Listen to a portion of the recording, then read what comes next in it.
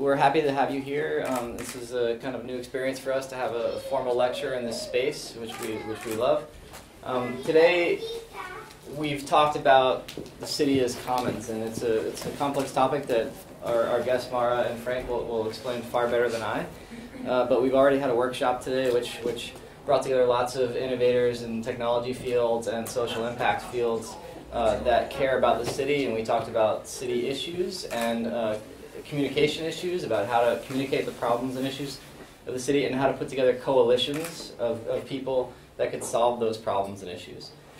We're very excited. reSite is basically a nonprofit organization. We've been around since 2012. We organize conferences, festivals, workshops, urban games, bike rides, film premieres, and film screenings, public discussions, and lots of things to get people both on the citizen level, like all of us in this room, and also at the political and investment level, interested in changing their city for the better. We're interested in livability, we're interested in resiliency, sustainability, and competitiveness, because we think that a more livable city, a more sustainable city is therefore more competitive in what we're currently working with, which is a free market system.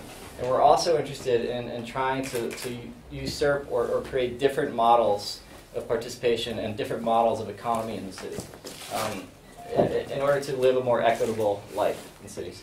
So that's basically what we're here to do. And I think I should just hand the floor over. Who's speaking first, Frank? Okay, so our two guests today are Frank Kresin from the Waag Society. Yeah. And Frank's the research director at the Waag Society, who is engaging in all sorts of issues from technology all the way down to healthcare, and engaging citizens using technology, sensing, creating data, collecting data to sense the city, and really try to form this alternative citizen platform or citizen engagement platform between art, technology, and design, essentially. And Mara Balestrini is from Ideas for Change from Barcelona and London, and Mara has been focusing for the last several years on various issues from data collection and environmental sensing in the cities to sharing economy, and now she's focusing on the City as Commons project, which is she's helping us with this, and also to create again this kind of citizen-led coalition to collect data, to use data, and therefore hopefully create a more equitable place. So let's let them talk now. So Frank. And I should just mention very briefly, this event is not made without the Embassy of the Netherlands, who helped us bring Frank, and also the City Institute for Planning and Development, who helped us bring Mara. So thank those guys. Did you see them, Frank? Yeah, thank you very much. Yeah, it starts coming. I will talk about makers of change. And I have the same problem that I sometimes talk way too fast, especially when I'm really excited. So if that happens, let me know. If you have any questions or remarks, or just say this is totally bullshit, or you missed something, let me know as well. There's some people here, and maybe you can just sit there or somewhere. But first of all, I want to talk about smartness. And I want to talk about smart appliances. Who of you has a mobile phone? Show us a hand. Who has a mobile phone? You must have a mobile phone too, right? We have all mobile phones, of course. But the world is going at becoming more technological at a very rapid pace. So within 10 years we've had these mobile phones. Does anybody have a thing like this? Does anybody know what it is? The Nest? What is it? It's a smart home system. Exactly, it's a smart home system helping you to set the temperature at a rate. And then, by the way, telling Google how warm it is in your home, and also if you're home or not, and with how many people. So it's a smart sensing device, I'd say. So anybody know what this would be? The refrigerator. It's a smart refrigerator, and it's a refrigerator that will know how many beers are in your refrigerator, and how many beers if you have to buy new ones, or maybe if you've had enough, so then it won't open anymore. Things like this. Can anybody an idea what this is? Yeah, tell me. A toilet, of course it's a toilet, but it's not just your usual toilet. It's a toilet that will tell you if you're ill or becoming ill, if you're maybe pregnant, not pregnant. It will tell you all kinds of things that maybe you don't want to know. So we'll have issues with that as well. I wanted to go from the smart appliances to smart assistants. So within a short time frame, we'll all have, if it comes to Korea, we'll all have robots like this helping us when we get older. We'll maybe even have things like this. And this is the caressing machine that will help people that are at the last moments of their life, that are very lonely. It will caress them gently, telling them it's all right. So it's I don't know if it's the future that you want to, but it's the future that we have to think about. And from the smart assistants, we get to... This will be a long lecture. Maybe somebody can push the button because it doesn't... Yeah, okay. We go to smart buildings. A smart building is a building that knows everything about the energy, the occupants, what happens outside, inside, and it will adapt its functioning based on what's happening. And does anybody of you want to live in such a smart building?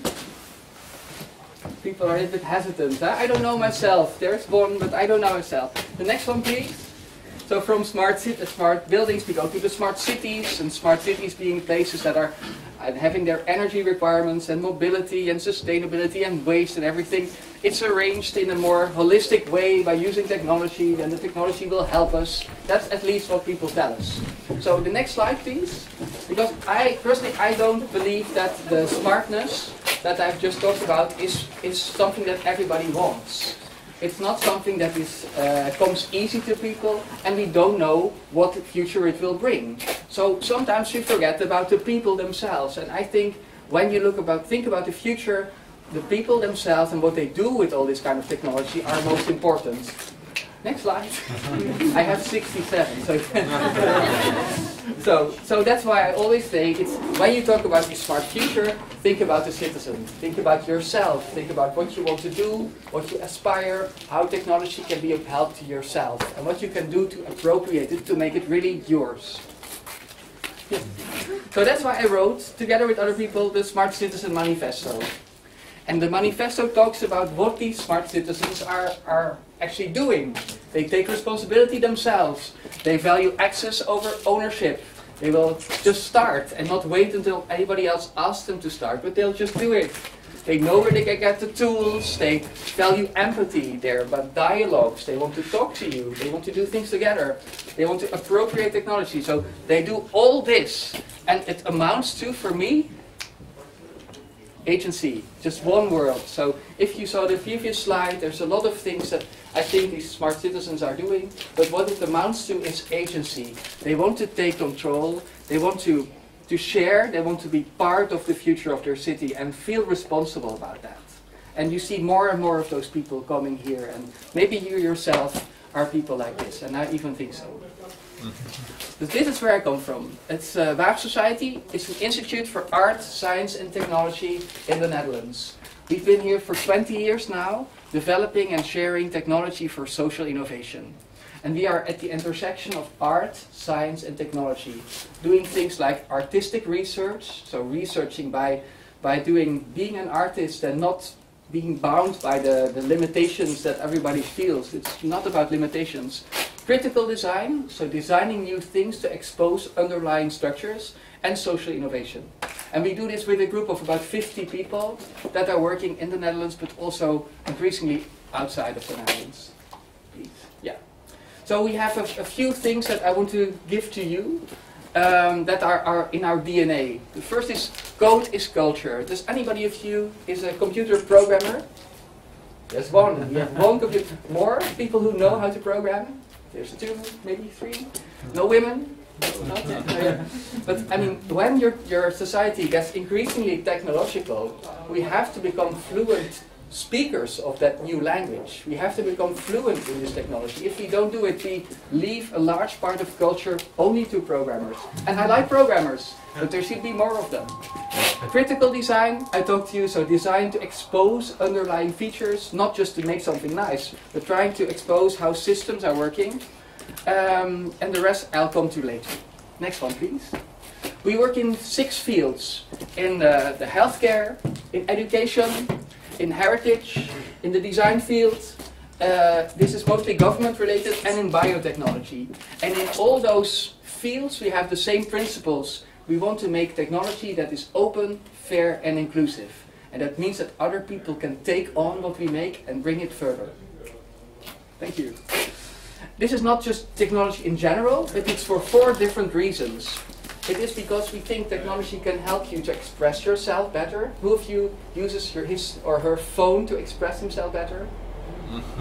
Huh? Most of you, I think. Linking people, sharing thoughts, and also reflecting and understanding more about the situation that we find ourselves in. And by there, also discovering the underlying meaning of technology that is often hidden or we don't want to know it. But we have to make efforts to know it exactly. Yeah. Thank you. I'll skip this one, it's going too slow. It's okay. Yeah. One back? Yeah, this one. So, when we accept that our world is becoming technological, more technological, and most of us are not, they are like analphabets. They are analphabets in this new world of technology. Then to become fluent in it, it means that you have to accept a kind of a maker ethics. A maker means that you're actively opening up the technology, trying to understand what is inside, and then making it into something that you yourself want to use. And for that, so making itself is crucial. The best producer of new technology is the prospective user in that, because he or she exactly knows what he wants. Also, you can learn to make almost anything. Who doesn't believe this? Who understands what it means? This one. Learn to make almost anything. It means that with the power, technology has become much more simple in a way. Because of the internet, we have access to a lot of knowledge that we usually never had the access to, and also to a lot of people that we never had access to before. So this means that if you want to make something, anything, you actually can do it. Not maybe yourself, but you can find the people and the resources that will help you. Probably just 1 or 2 or 3 steps away. So you have an incredible power at the tips of your finger. And then, of course, this only works because it's sharing. A lot of this new economy and this new world is about sharing what you know. It's sharing your resources, sharing your money, sharing everything. To do something that you could never do yourself, but do it collectively. So, do you have a Fablab in Barcelona? Barcelona, yeah. Oh, sorry. Yeah. Your turn. She's from Barcelona, by the way. But do you know what a Fablab is? Well, who knows? Who doesn't know what a Fablab is? Doesn't. Perfect. Doesn't. Yeah. A Fablab is a space. It's a public laboratory where people who want to use technology and try to learn how to use it and make their own things can come to and use for their own purpose.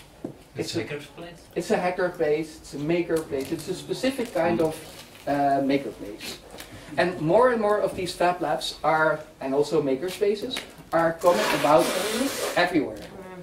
And it means that people who are interested, they go there because they know that they will find the tools and the people and the inspiration to do the things that they want. And this works in Amsterdam, it works in Barcelona, it works everywhere, it will work in Prague. It's working in Prague. It's already working in Prague. 1 So point if, for us. sorry? 1 point for us. 1 point for, 1 more point for you.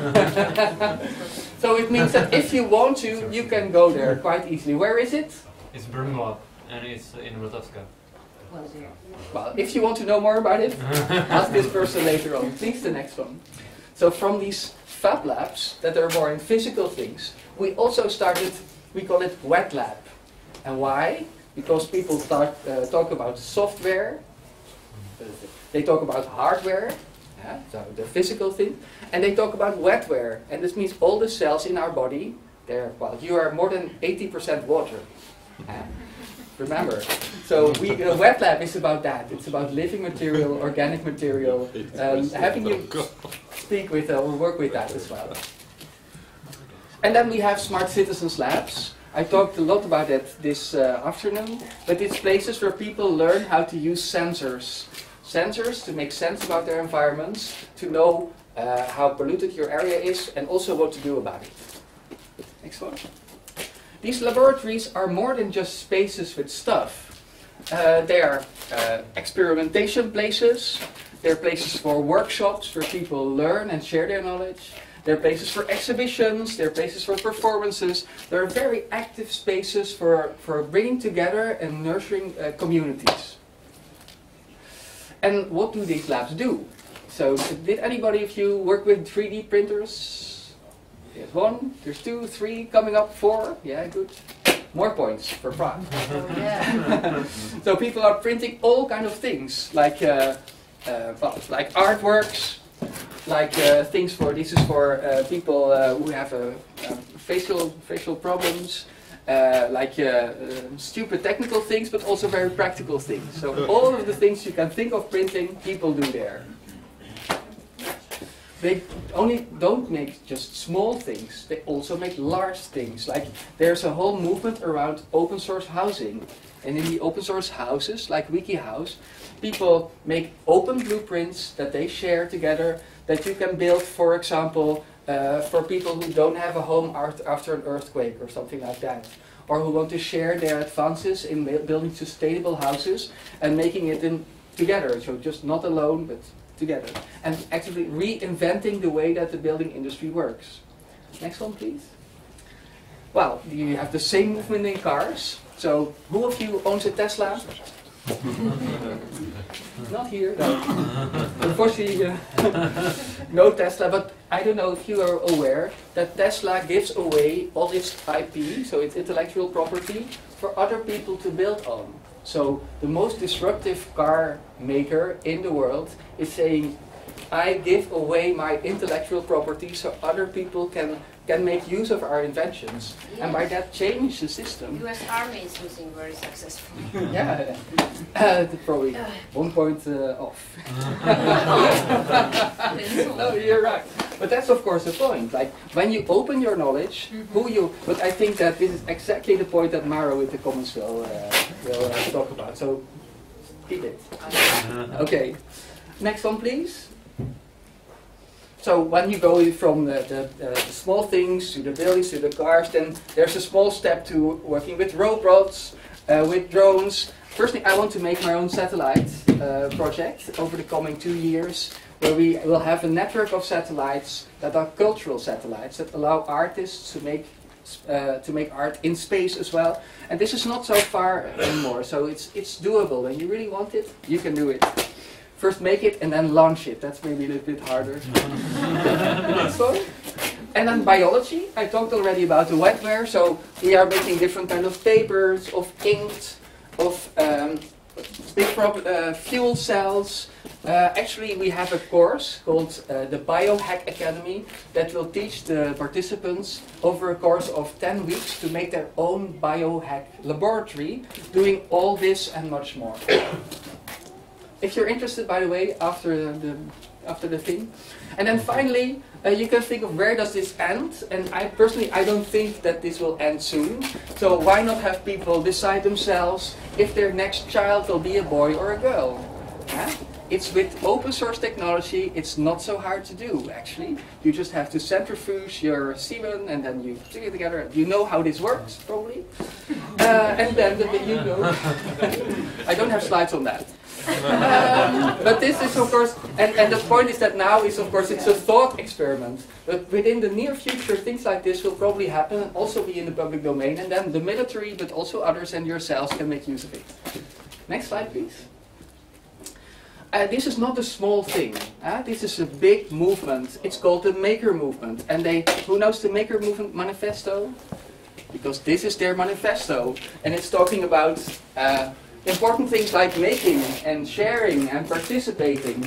It's important to give away your parts, your pieces, to support each other, to learn, to tool up. And with tooling up, they mean that you cannot make something when you don't know how to use the tools. So you have to have access to the tools and you also have access to the knowledge. Embracing the change. But most important, maybe the next slide, most important is this part. It's that these people are they are idealists, they're positivists, they're maybe utopians, because they actually want to change the world for the good, and they think that by combining their efforts, they can actually do so. Next one. So they have their own magazines, Make magazine that will, you see the rocket is not that bad example, actually, it will work. Their own drones, whatever they make, you can have the magazine and every month you'll get inspired what to do. Not only inspired, but they will also teach you how to do it. Next one. They have their own platforms, and maybe some of you know these platforms. Does anybody know Instructables? It's the same too. Street, another one. Yeah. Can you tell us what it does? There are several articles about how to do stuff Yeah. by yourself. Exactly. Yeah, it's giving you the blueprints and just saying, well, if you want to make this strange thing, these are the steps, and then you can do it yourself. It's great for Christmas presents, by the way. Yeah, this is a little bit similar. Then you have Etsy. Does anybody know Etsy? It's, yeah, what does it do? Same as the Czech platform, flag, don't see that. Probably. And what does the Czech platform do? Exactly.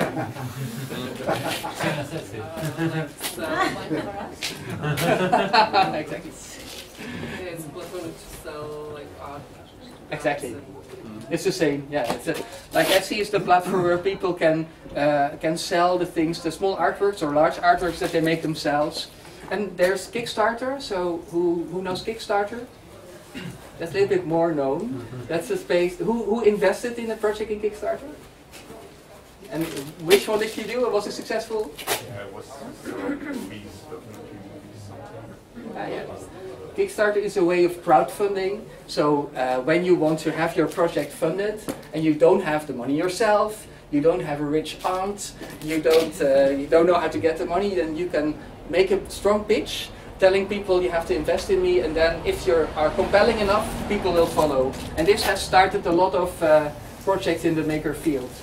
Next one, please. And of course the maker fairs.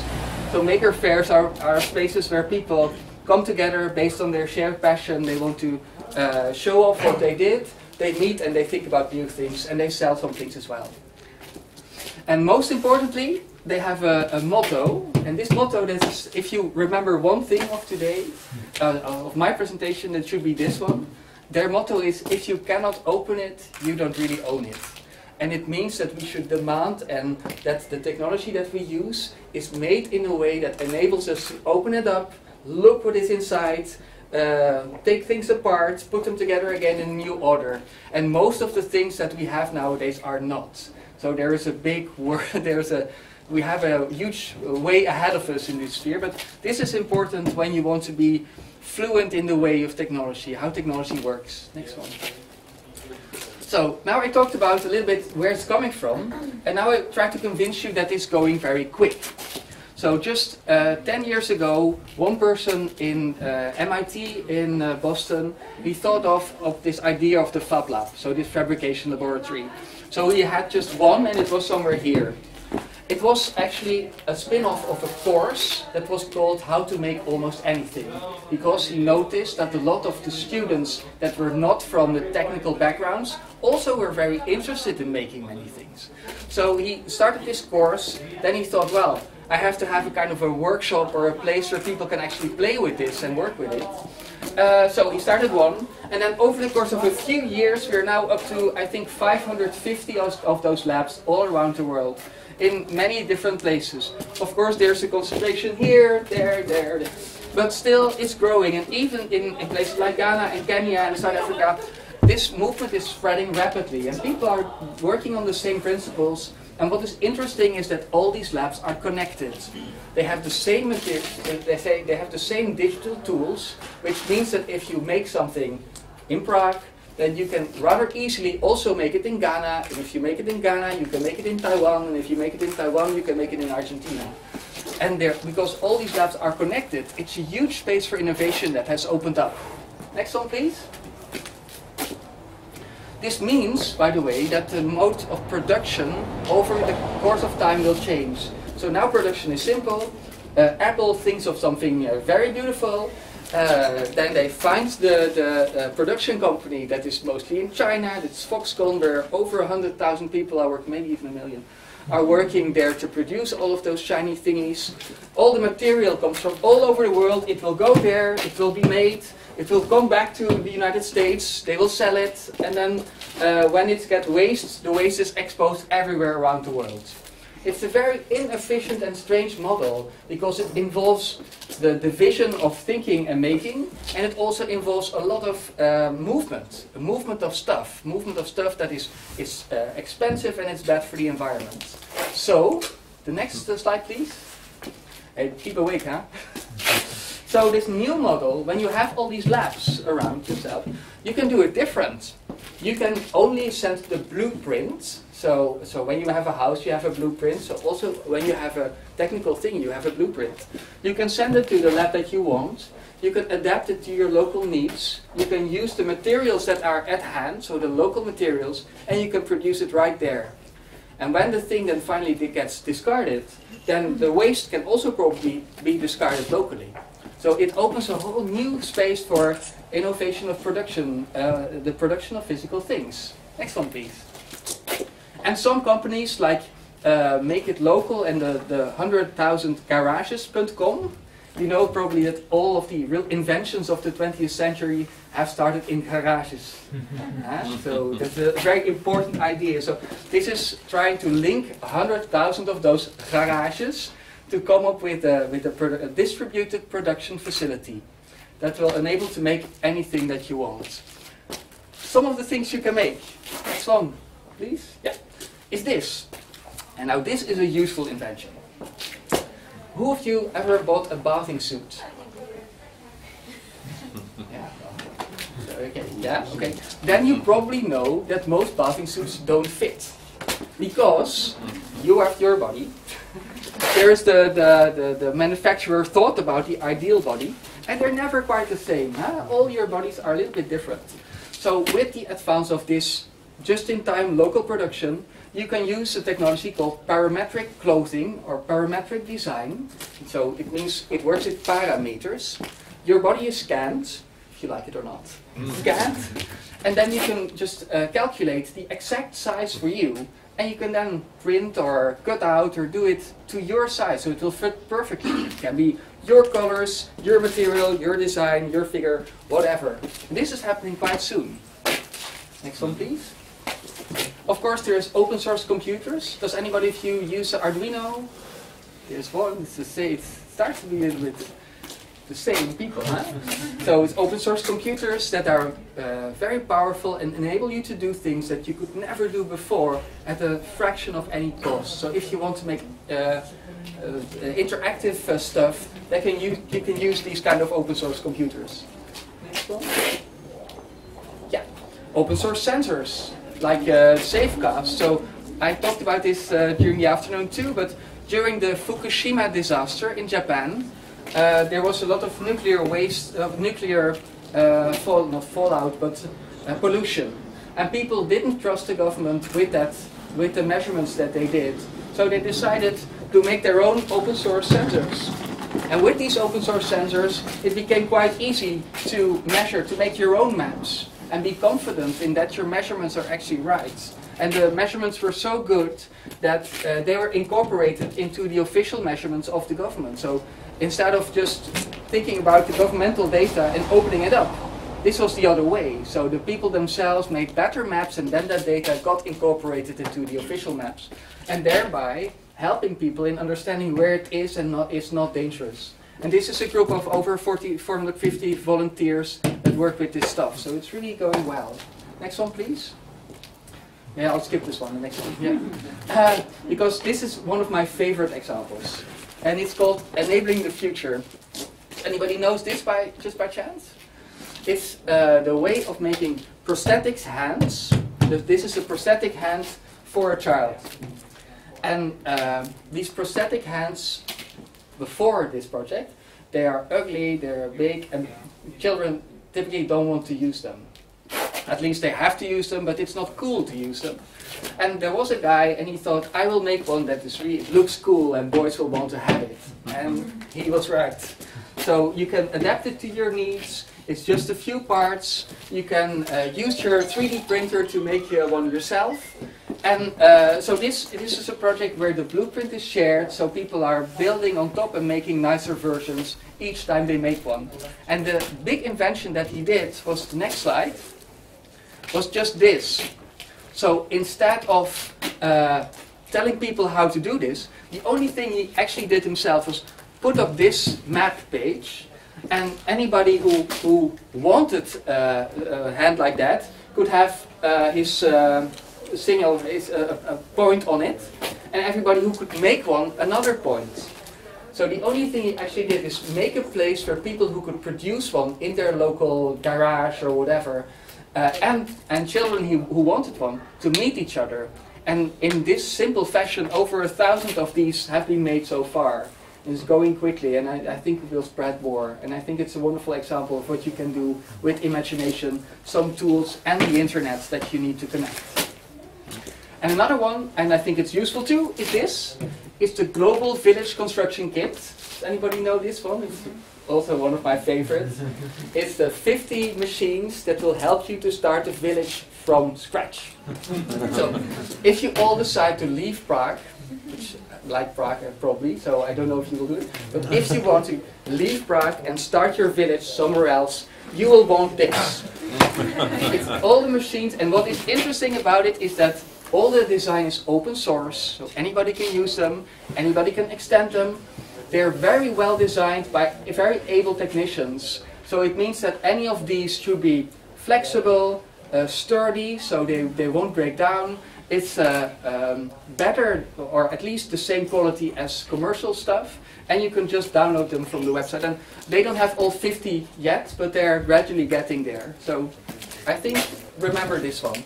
Next one, please. Some people say this is a revolution, huh? So they say it's the third industrial revolution, but that meant that there should be probably also a first and a second. There has been a first and a second long time ago.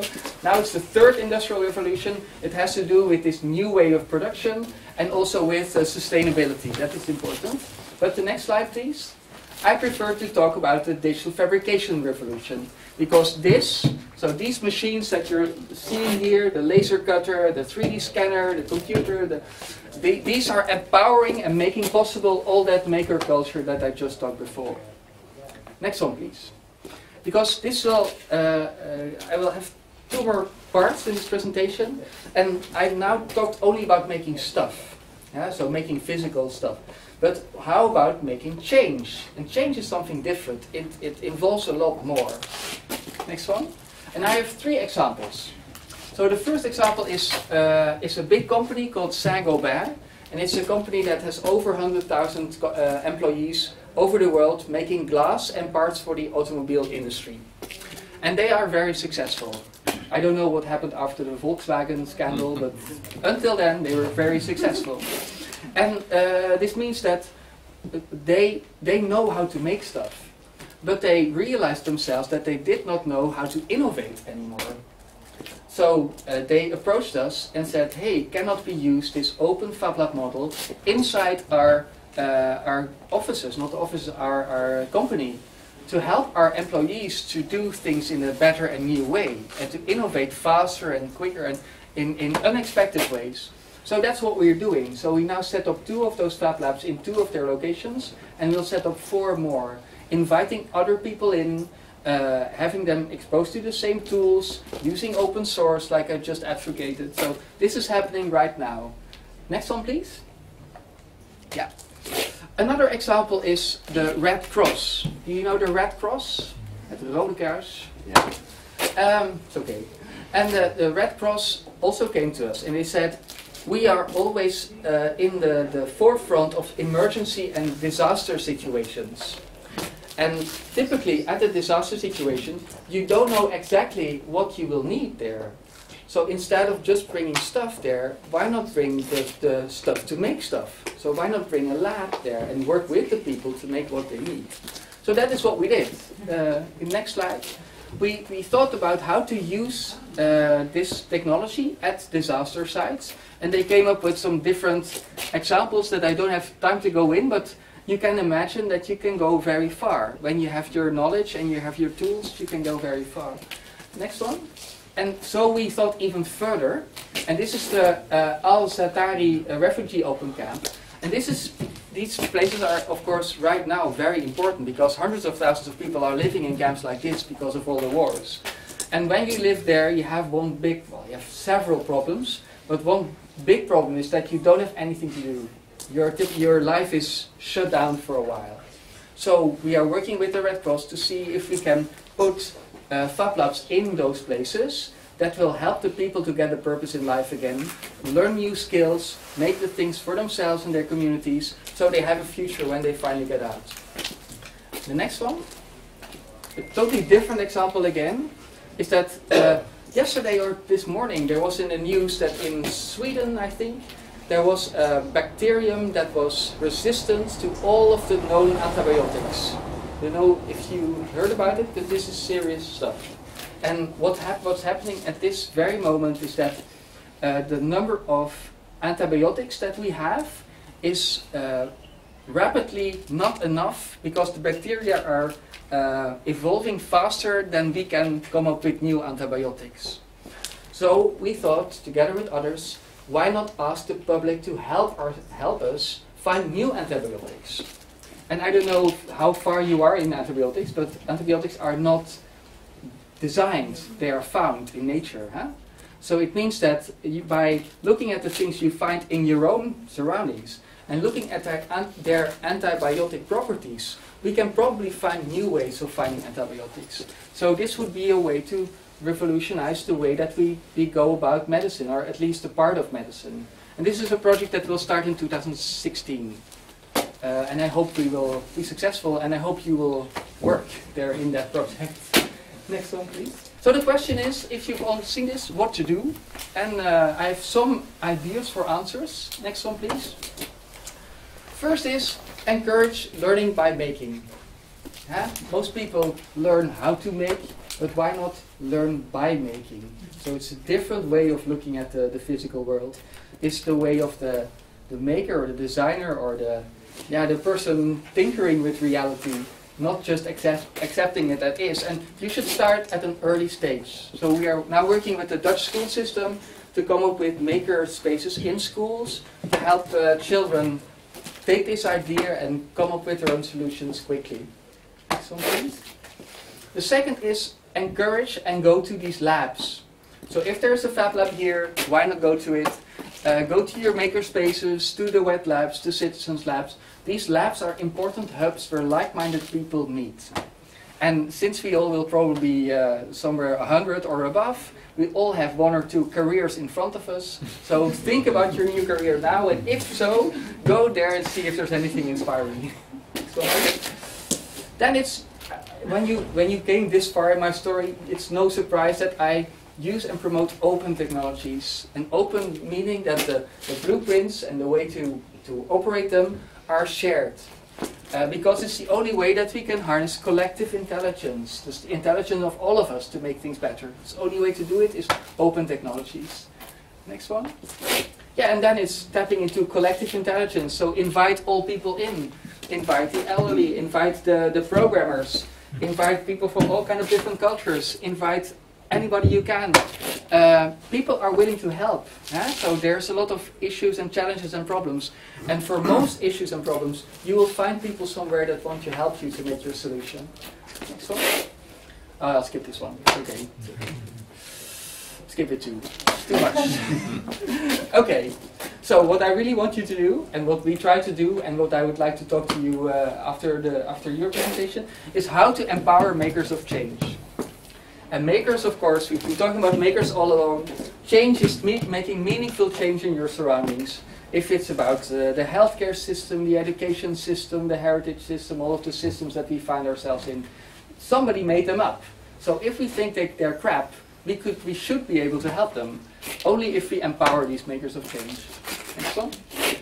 And that is, I mean, of course it's late, maybe a little bit, it's Friday evening and you're tired, and I'm tired as well. But I think it's possible, and it's possible because of this. If you want to have a systemic change, so change the system here, you need to start here. You need to start very small. You need to start in your surroundings, finding the opportunities and challenges that are there, finding the things that you can be able to help. Then generate new ideas. This is important too. I mean, the old ideas have been tried, it didn't work, so we need new ideas. And we need you to help there. We need all of us to help there. So don't accept that other people find the ideas. We'll have them ourselves. And you have to go in developing and testing. Does it actually work? And most ideas will be crap anyway. So you have to test and make the case, involve others. So making the case means that we have to convince that there are alternative ways. And when you then make your case, you can start delivering, first at a small scale, then at a larger scale, and then finally, hopefully, change some of the systems that we think should be changed. Next one. So, to sum it up, the old way of doing things is rather top-down. It's like big institutions, big governments, they think of what to do and they will just push their ideas down and on top of all of us. It's maximizing efficiency. So it's going when you go for energy or waste or mobility or anything, trying to make things more efficient a little bit, okay? It's centralized decision making, and we all have our experiences there, I think. And it's in general minimizing friction. So when you have friction, you say, oh, I'm afraid of friction, I don't want it, minimize it, get rid of it. But by doing all this, you stifle or you stop innovation. You really shouldn't go for top-down, maximize efficiency, centralized, minimize friction. It doesn't bring us further. So, the next one. That's why I'd like to, of course, my whole talk is about this. It's embracing something else. It's like embracing bottom-up initiatives. So look at what is bubbling down and try to see what's going up and what merits that somebody should take it and make it bigger. It's maximizing possibilities instead of efficiency. So why not try to get more possibilities there? It's opening up decision making and using the tools like the internet or whatever tools we have to open up that decision making part, and actively welcoming friction, because at where things meet and where things are somehow a little bit, friction. Where is friction? There's also the innovation. It's mostly at the intersection of domains that there is innovation. And I think that by doing this, we together might be able to enable and boost creativity, and then who knows what comes next. Next slide, please. So this was what I wanted you to remember.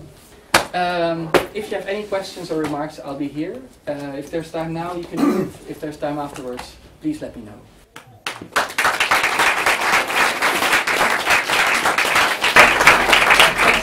That's great. Frank is going to be available for discussion, of course, right after Mara finishes, and then again we have a discussion at 9 o'clock tonight at the Amsterdam Hotel. So we can continue talking, and Mara will present now.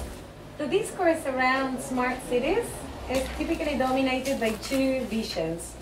I have stolen a concept by Umberto Eco. Do you know this Italian writer, Umberto Eco? In the 60s, he wrote a book called Apocalyptic and Integrated. And he was trying to describe the impacts of technologies in mass culture. And the same happens with smart cities.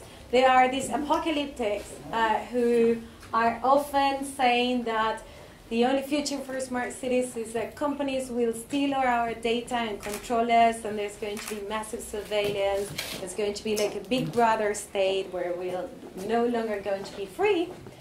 And on the other side, there's the integrated, the really optimistic ones who think, no, it's awesome that we embed sensors everywhere, even in toilets and the fridge, because that's going to make us a lot more efficient and effective, and we're going to spend less and do more and have more time.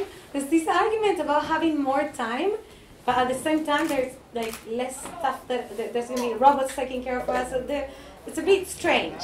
And typically every time I read about smart cities, I come across these two very different views. And it's like, oof, again an apocalyptic, or oof, again an integrated. So, oh no, this way, forward. So I started to think that we should take a different approach, because actually, if you look at what citizens are doing using the technologies that Frank already introduced, they're coming up, you realize that they're coming up with very smart solutions. There are no companies necessarily involved in the middle, no governments, and no surveillance and so on. For example, look at these guys in Catalonia. They have a project called Wi-Fi Net. And with Wi-Fi Net, they are creating open source Wi-Fi nodes that create bubbles of connectivity in places where it would never be commercially viable to deploy Wi-Fi antennas. This means that in rural areas, people are now being able to create their own antennas, put them there, triangulate the existing signals, and create their own connectivity. And this has brought connectivity to schools in the middle of nowhere, where Telefonica, or well, this happens in Spain, that's why I say Telefonica, they would have never gone to deploy any form of technology in there.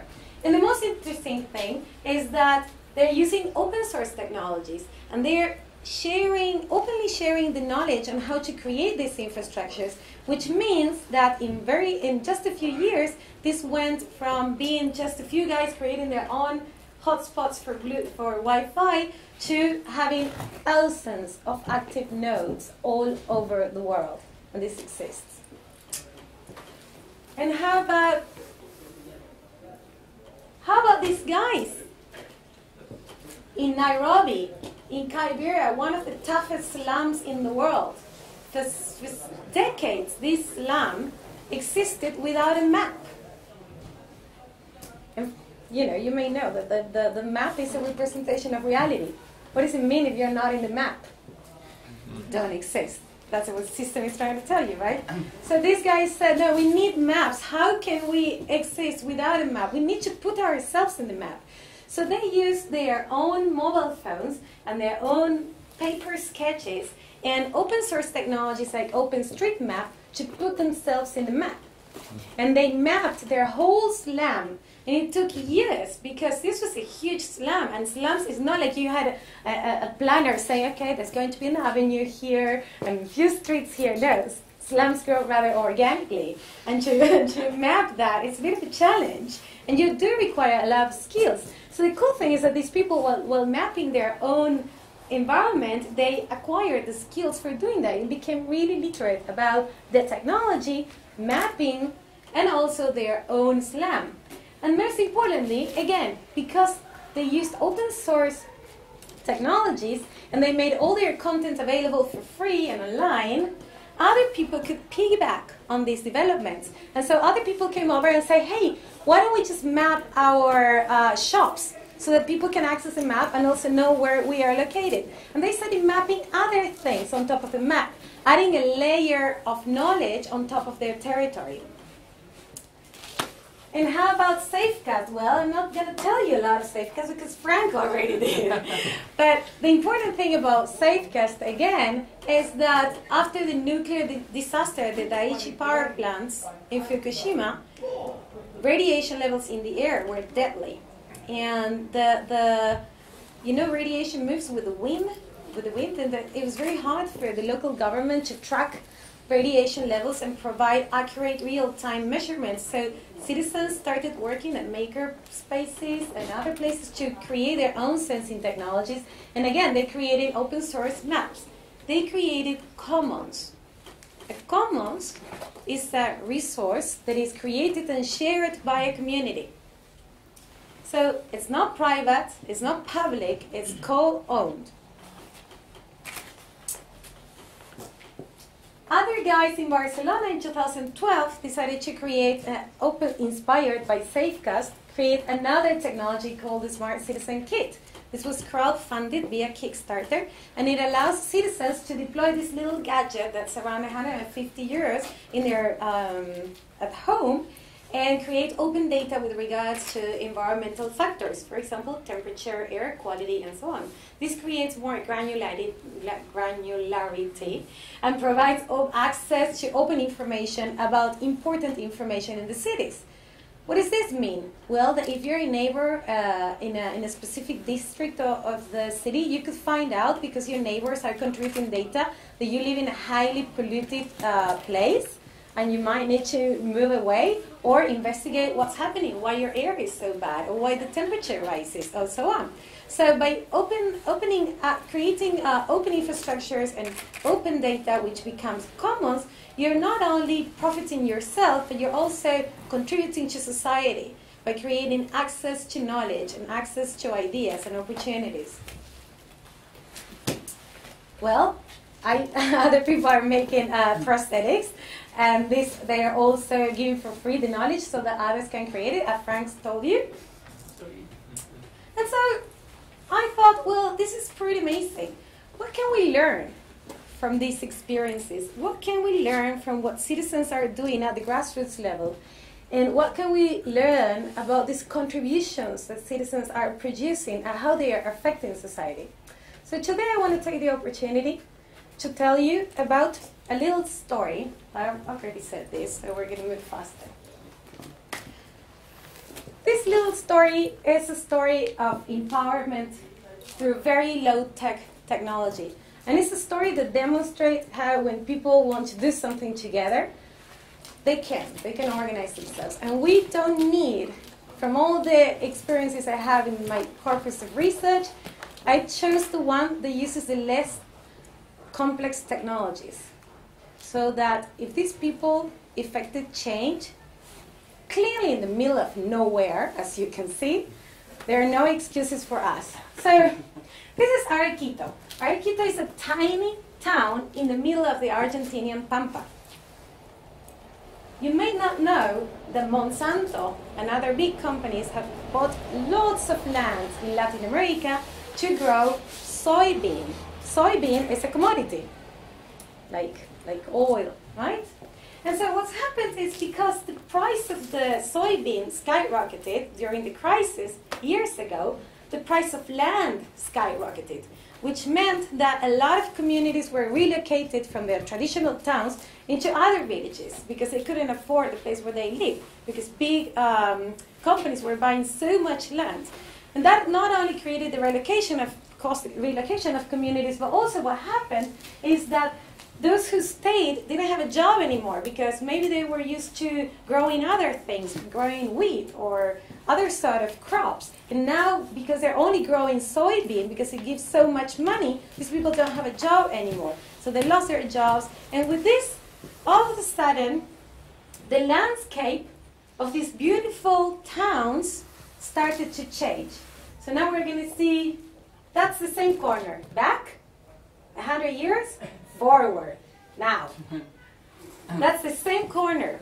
So a lot of this is going on in the little towns in the Latin American Pampas. One day I was at my office in Barcelona and I received an email from this town. And they said, because many years ago in my different life, I was a filmmaker and I had a filmmaking school based on producing film with mobile phones. So they contacted me and they said, we have an emergency situation. We are really scared, but by the time the children in our town are older, the town is going to disappear. And they'll never know where they come from. We're going to lose all our tangible heritage.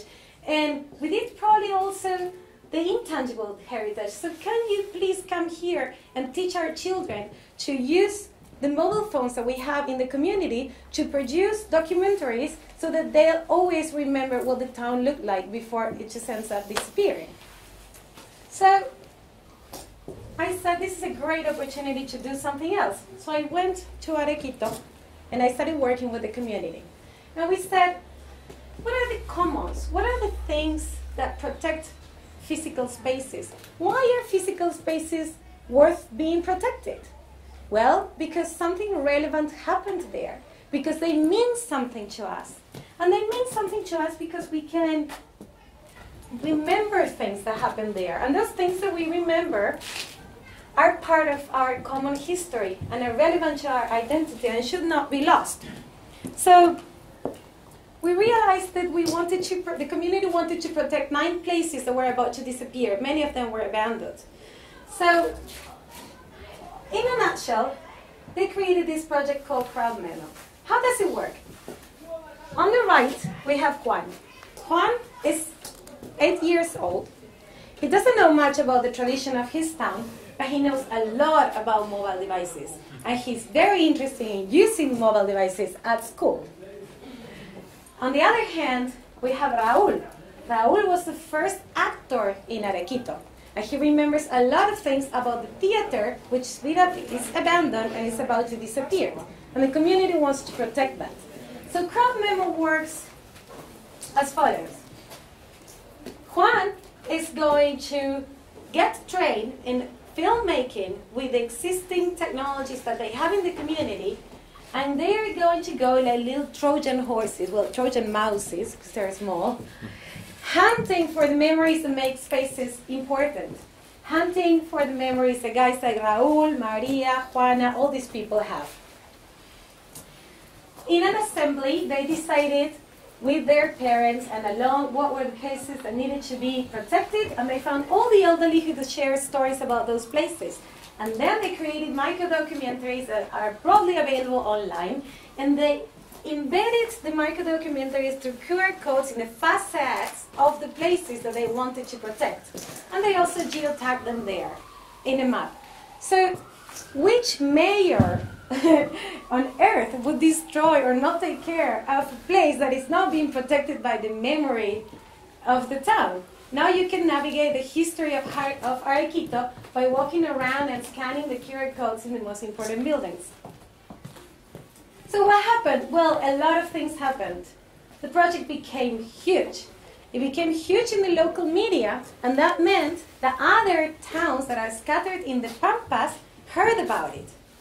And because other people were hearing about it, guys in Arequito said, we need to make commons out of this. We need to give our knowledge on how to do it for free and open so that people can replicate it. People can appropriate this without any copyright issues.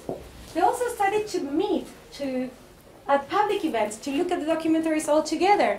And with that came the discussions, because of course memory is highly constant. Oh, that was not like that. My granny was there too, she saw it. It wasn't like that. This created a lot of dialogue about the memories of the town. Also, it happened that other towns outside Arequito that had similar issues appropriated the project and did their own crowd memos. Towns that were 30, 40, 50 kilometers away. And they, of course, they wanted to do it better. So they added more things like the encyclopedia and the e-book and so on. So the Chamber of Deputies, politicians, found out that this was going on and said, oh, this is very important. We are going to call this a project of public relevance. And with that, other communities found out about the existence of this. And of course, that made the mayor realize that it would be very good for his status to rebuild some of the places that the community wanted to protect. The good thing is that 9 of those places, 7 out of 9 of those places have been rebuilt, and the community has participated in rebuilding and refurnishing those spaces. And finally, the Minister of Education of the whole state of Santa Fe, where Arequito exists, decided that this had to be integrated into the school curricula. So now all the children in 1,200 schools in the state of Santa Fe are getting the skills to produce their crowd memos in their own communities. So I learned a lot from this intervention. And I learned that we don't need a lot of technology to affect positive change.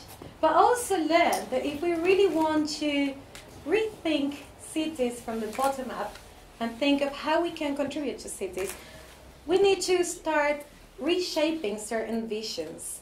So today I'm going to share just a few with you, just to start thinking again.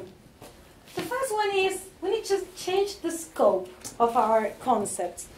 We always get stuck between, oh, is it public or is it private? Who should pay for this? Who should do this? Who is entitled to carry on these activities? Well, I'm a big proponent, as you have realized by now, of the commons. It's not public, it's not private, it's community owned. And this means that we organize ourselves as people who are interested in one thing and an effective change, and we use our energy to move forward, but we also deal with the hassles around making things happen. We negotiate how we do it, we negotiate who can have access to the data we create, how can they have access, and so on. This is, to me, the way forward. And I would like to see much more smart city deployments that are taking forward the agenda of the commons, because as we have seen, openness creates huge spirals of innovation. Another vision has to do with the communities. We need to move forward on our understanding of what a community is. People in Arequito didn't become engaged with the crowd memo just because they were neighbors. The communities who became engaged were communities that cared about public heritage. They cared about protecting this. So these were emergent communities, not necessarily geographically bounded communities. So emergent communities are growing typically around open source projects. Think of Wikipedia. All the people who contribute in Wikipedia, these are not a geographically bounded community. This is an emergent community, a group of people all over the world who feel a passion for the same things. So how can we go about sensing emergent communities to try to understand where the energy is? Because is this energy what's going to take smart projects forward? we also need to rethink our outcomes. And I think that this is important, and crowd memo demonstrated this also. Our services, our city councils, our public organizations need to start becoming capacity enablers rather than service providers. Because if they're only service providers, if I'm waiting for my city council to repair that building, then I might just die waiting because there are so many other priorities.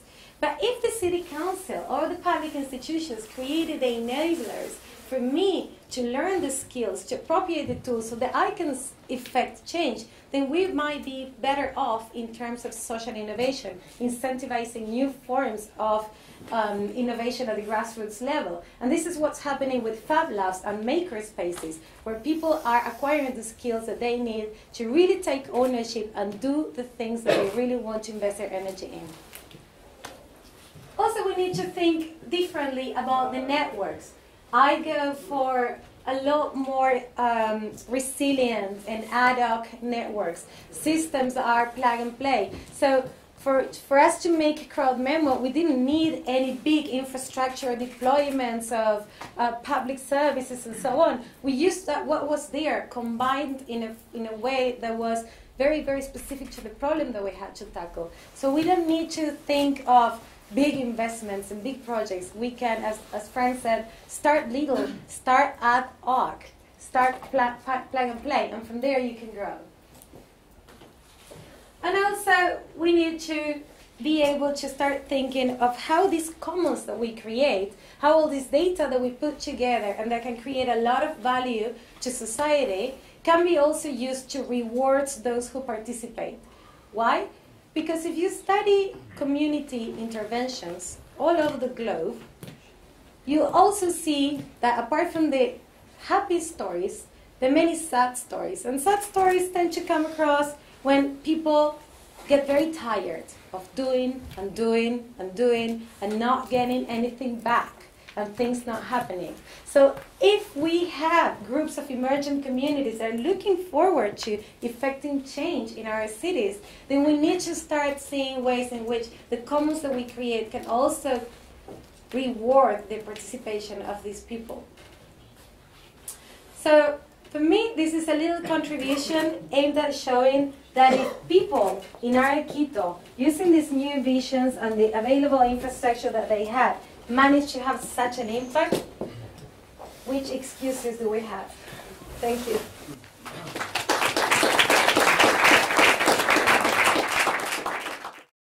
Thank you all for coming. There's going to be a discussion with these two fine people at 9 o'clock at the Emblem Hotel in the bottom floor. It's called Maharal Club.